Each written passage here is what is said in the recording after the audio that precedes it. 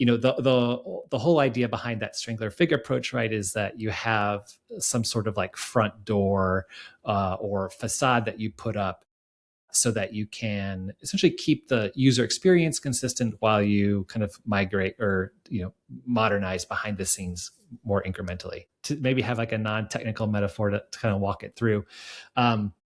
Imagine you were eating at like a very small restaurant where there was only one person working there, right?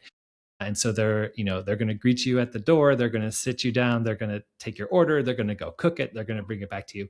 If that person hits the end of their shift and they need to switch out, like, it's going to be a very disruptive experience for you as a diner, right? Now, like, that's a very fictitious example, but if you contrast that with like a more typical dining approach, right, or situation where you have like a waiter who's sort of they're now there to sort of like create that continuity for you, right, create that same experience.